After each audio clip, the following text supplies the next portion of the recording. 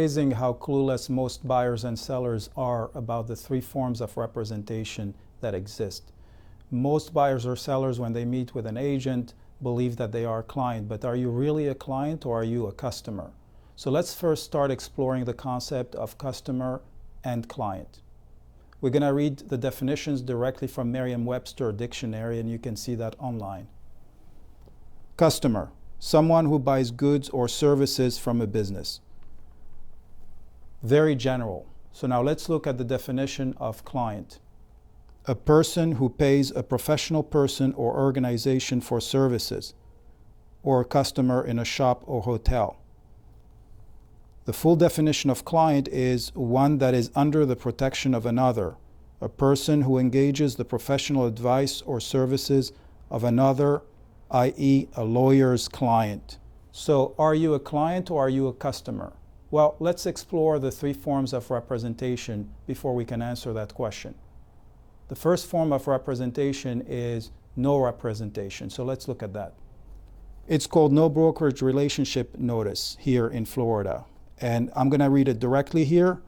These are the duties of an agent who is representing you in a no brokerage relationship notice. Dealing honestly and fairly, disclosing all known facts that materially affect the value of residential real property which are not readily observable to the buyer, and accounting for all funds entrusted to the licensee. As you can see, this definition is very vague, and especially the dealing honestly and fairly. Well, what is fair and what is honest? If you ask 5 different people, you'll get 5 different answers. Now, as far as disclosing all known facts that materially affect the value, that is very clear. But it goes on to say which are not readily observable to the buyer. Well, if you're a buyer who doesn't have experience buying real estate, if you see a crack, what is your interpretation of a crack? Is that a structural crack? Is that a cosmetic crack?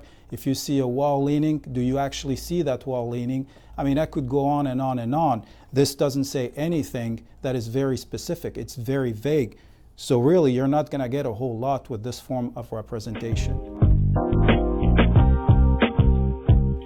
So under this no brokerage relationship disclosure, you can clearly see that you're definitely not a client. I mean, you can't compare the level of service and the relationship that you have with an attorney to what we just read. So obviously you are a customer in this type of relationship.